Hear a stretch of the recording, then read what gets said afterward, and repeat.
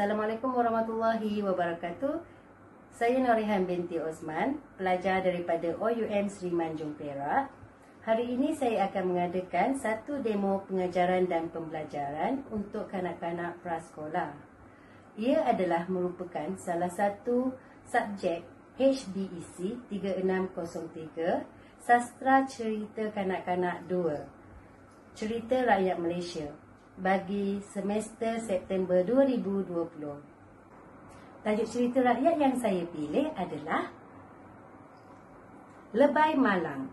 Saya memilih dan menggunakan cerita ini adalah untuk membangunkan kemahiran sosial dalam diri serta nilai-nilai murni dan nilai-nilai moral dalam diri kanak-kanak. Assalamualaikum semua. Apa khabar?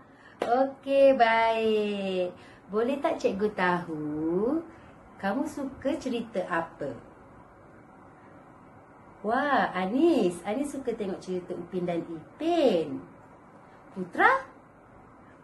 Wah, Putra suka tengok cerita Bobo Boy. Adelia pula macam mana? Wah, bagus. Adelia suka baca buku cerita Ana Muslim. Okey, baik. Hari ini cikgu nak cerita mengenai cerita rakyat. Cerita rakyat ialah cerita rekaan dari zaman dahulu yang disukai ramai dalam sesuatu masyarakat yang masih kekal sehingga hari ini. Tajuk cerita yang cikgu akan sampaikan ialah Lebay Malang. Sebelum cikgu mulakan cerita, cikgu nak memperkenalkan kamu semua watak-watak yang terdapat di dalam cerita Lebay Malang. Watak yang pertama ialah Lebay Malang. Watak yang kedua ialah penduduk kampung yang tinggal di hulu sungai.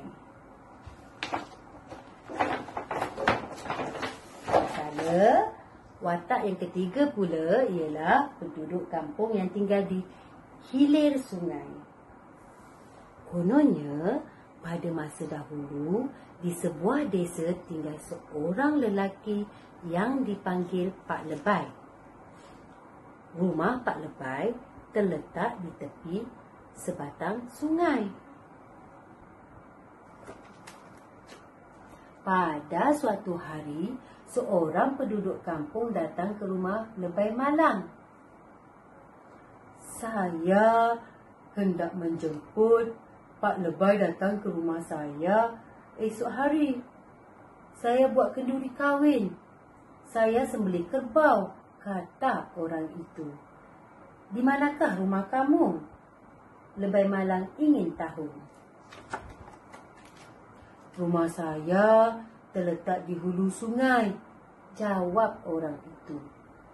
Baiklah, saya akan datang.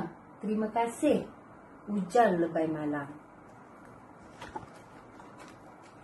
Kemudian datang orang lain pula. Saya hendak jemput Pak Lebay datang ke rumah saya esok. Saya buat majlis bercukur untuk anak saya, kata orang itu. Di manakah rumah kamu? Lebay Malang ingin tahu. Rumah saya terletak di hilir sungai, jawab orang itu. Baiklah, saya akan datang.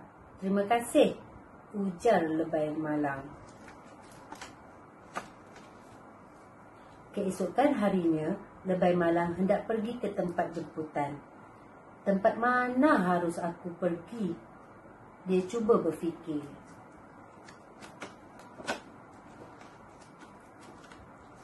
Kalau aku pergi ke tempat kenduri, tentu enak dapat makan daging kerbau.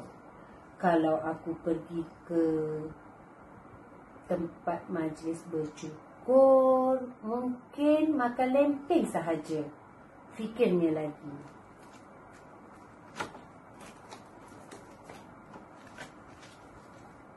Lebay Malang lalu ingin pergi ke tempat kenduri di sebelah hulu.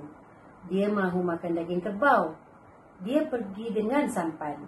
Namun, dia terpaksa berkayuh melawan arus sungai. Oleh yang demikian, dia lambat sampai. Ketika dia sampai, majlis kenduri sudah selesai. Hidangan lauk juga sudah habis. Malang sungguh nasibku, Lebay Malang mengeluh. Lebay Malang pergi pula ke tempat majlis bercukur di sebelah hilir. Dia tidak perlu berkayuh kerana air sungai mengalir ke sebelah hilir. Oleh yang demikian, dia cepat sampai. Tetapi ketika Lebay Malang sampai, majlis bercukur juga telah selesai. Malang sungguh nasibku, dia mengeluh. Terpaksalah dia pulang dengan perut yang lapar. Itulah akibatnya jika tamak. Nasihat cikgu pada kamu semua, kita tidak boleh tamak. Buatlah sesuatu perkara mengikut kemampuan diri kita. Dan kita perlu berfikir secara bijak. Jangan jadi seperti Lebay Malang, yakni menyangka tanpa kehadiran beliau, majlis tidak dapat dijalankan. Sepatutnya, Lebay Malang akur bahawa dia tidak mampu berada di dua tempat dalam satu masa. Adalah bijak jika Lebay Malang menerima satu jemputan dan menolak jemputan yang kedua.